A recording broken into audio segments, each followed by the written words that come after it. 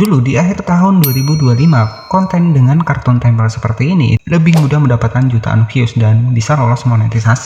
Bahkan lebih mudah mendapatkan subscriber, tetapi untuk di tahun 2026 ini banyak channel dengan kartun tempel seperti ini banyak yang tenggelam, bahkan banyak yang dismonetisasi. Jadi apa sih faktor dari kartun tempel ini bisa dismonetisasi? Banyak yang berpikir kalau video kartun yang diedit ulang pasti aman untuk dimonetisasi, padahal kenyataannya nggak sedikit channel yang viewsnya jutaan dan upload setiap hari tetap gagal menghasilkan uang. Bukan karena sepi penonton, tapi karena cara edit dan isi video dianggap terlalu minim perubahan. Biasanya video cuma dipotong, ditempel subtitle, kemudian ditambah musik dan diganti sedikit bagian tampilannya. Dari luar memang terlihat seperti konten baru, tapi buat sistem YouTube, video seperti itu masih dianggap belum punya nilai yang cukup. Jadi kita akan bahas penyebab kenapa sih untuk di bagian dari niche dengan kartun tempel banyak yang terkena dismonetisasi, dan kita juga akan bahas ya seputar apa sih itu template yang ada di YouTube.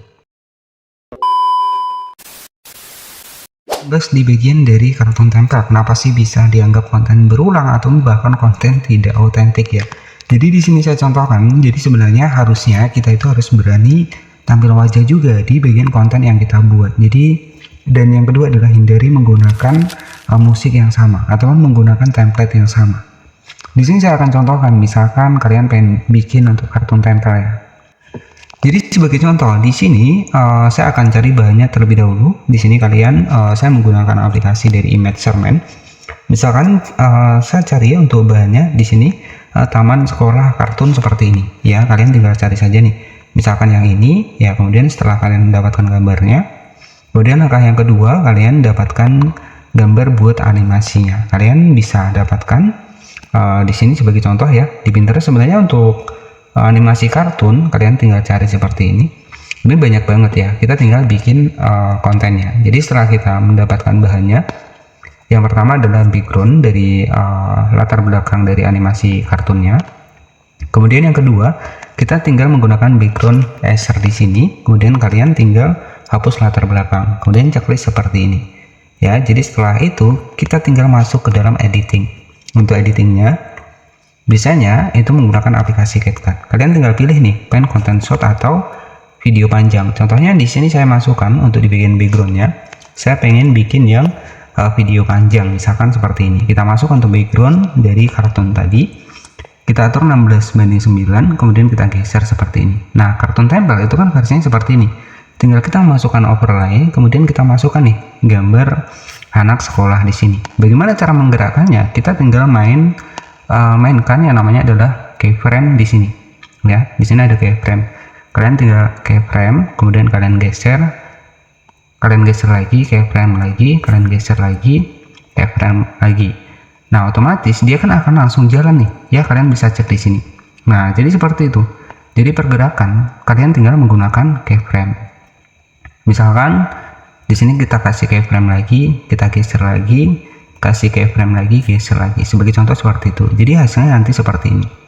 Jadi dia akan jalan sesuai dengan arah yang sudah kita tentukan. Nah, kenapa konten seperti ini, ataupun kartun tempel seperti ini itu bisa dismonetisasi? Salah satu yang pertama menggunakan suara yang sama ya, dan yang kedua menggunakan template dari animasi kartun di konten orang lain. Nah, kenapa mereka menggunakan template nanti saya contohkan ya, menggunakan suara yang sama itu karena yang pertama viewsnya itu bisa views dari kreator yang asli tadi itu bisa masuk ke konten kita juga. Jadi seperti itu. Kenapa mereka menggunakan suara yang sama? Ya biar viewsnya itu juga rame.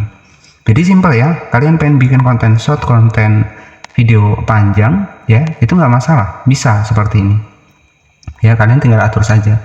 Nah, seperti ini ya. Jadi nanti pergerakannya seperti ini. Nah, harusnya sebenarnya kita harus tampil wajah di sini. Kita masukkan wajah kita sebagai contoh seperti ini. Saya masukkan wajah saya di sini. Ini sebagai contoh saja. Saya masukkan, misalkan di sebelah kanan atau sebelah kiri seperti ini. Nah, harusnya di sini kalian memasukkan untuk wajah kalian. Tujuannya agar konten kalian itu punya ciri khas. Jadi kalau kalian hanya menggunakan kartun yang kalian buat seperti ini, seolah-olah berjalan seperti ini, tanpa kalian menampilkan wajah kalian, ya itu pasti dismonet. Apalagi kalau kalian menggunakan template ya. Jadi ini hanya sebagai contoh saja. Jadi kalau saran saya, kalau kalian pengen bikin animasi kartun seperti ini, wajib menampilkan wajah kalian di sini, ataupun bahkan memberikan ekspresi nggak masalah ya, untuk menambahkan perubahan. Tapi kalau kalian hanya menggunakan background, kemudian menambahkan narasi, kemudian hanya menambahkan animasi seperti ini, ya untuk saat ini susah ya, karena memang YouTube banyak banget perubahan. Nah, sebagai contoh ya, oke, tetapi sebelum lanjut ya, di sini saya akan contohkan buat channel yang baru lolos monetisasi, dan ini sebagai gambaran saja buat kalian. Ya, kita langsung masuk di aplikasi YouTube Studio. Ini sebagai contoh channel yang baru lolos monetisasi. Kita bisa cek sama-sama iklan halaman tonton, kita cek penghasilannya di 5,13 dolar. Jadi kita langsung buka real, dan di sini ada super, ada hadiah, ada shopping. Ya, kalian bisa cek di sini.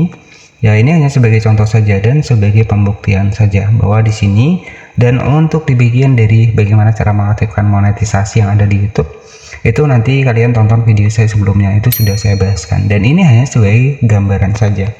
Jadi intinya kita kembali ke pembahasan tadi, adalah di bagian dari kenapa kartun tempel itu bisa terkena konten berulang ataupun bahkan dismonetisasi. Sebagai channel referensi, di sini kita langsung masuk ke YouTube ya. Baik, jadi salah satu channel ini jika kalian cek di sini itu monetisasinya hilang ataupun bahkan tidak ada logo dolarnya di sini. Bahkan di sini ya itu juga sempat ada yang mempertanyakan belum kebuka dismonetnya. Jadi ya ini memang dismonet ya, channel dengan versi kartun tempel seperti ini kenapa bisa dismonet. Salah satu yang pertama di sini kalian bisa cek ya, di sini itu menggunakan musik yang sama ya, ataupun menggunakan template yang sama. Bisa perhatikan masalahnya kenapa bisa dismonet, karena di sini itu menggunakan template yang sama dan juga menggunakan suara yang sama. Kalian bisa cek di bagian suaranya seperti ini, maka di sini akan terlihat nih ya, semua konten di sini itu menggunakan suara yang sama ya. Kartun tempel yang ada di sini kalian bisa perhatikan suaranya di sini ya, ini adalah di bagian dari videonya berbeda, tapi di bagian dari suara narasinya ataupun musik yang dipakai ini sama ya. Artinya di sini ya mungkin untuk yang punya suara aslinya masih aman-aman saja, tapi kita yang misalkan pengguna untuk musik yang sama seperti ini dengan karakter yang berbeda tapi pergerakannya hampir-hampir sama, ya ini bisa dianggap konten berulang ataupun bahkan konten yang tidak otentik. Jadi hal yang perlu dihindari adalah yang pertama menggunakan template ya. Jadi kalau kita menggunakan template di YouTube itu akan bakal susah buat dimonetisasi. Dan yang kedua adalah kita menggunakan musik yang sama. Ya, ketika kalian klik di bagian musiknya di sini itu banyak banget ya, puluhan channel yang menggunakan suara yang sama. Ya, kecuali yang menampilkan wajah seperti ini. Itu pasti aman ya. Jadi kalau saran saya buat kalian, ketika memang pengen bikin kartun tempel, sebenarnya kartun tempel masih ada peluangnya, tapi dengan catatan kalian harus berani menampilkan wajah dan usahakan menggunakan suara ataupun narasi dari suara kalian sendiri ya, sebagai nilai plus ataupun nilai tambah di konten kalian, bahwa bisa menjadi ciri khas juga.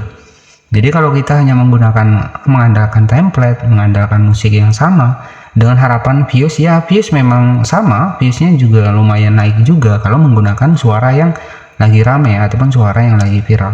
Tapi kalau tujuan buat dimonetisasi itu susah. Tapi kalau kalian pengen bikin kartun tempel seperti ini, dari segi editing kan lebih mudah ya. Kalian tinggal tambahkan background, kemudian tambahkan kartun, kalian tinggal mainkan di keyframe di aplikasi CapCut, sudah bisa jadi kontennya. Tapi kalian harus berani ya menampilkan ekspresi kalian ya, untuk menambah nilai plus dan agar konten kalian tidak dianggap konten duplikat ataupun bahkan konten berulang ya, atau konten tidak autentik ya.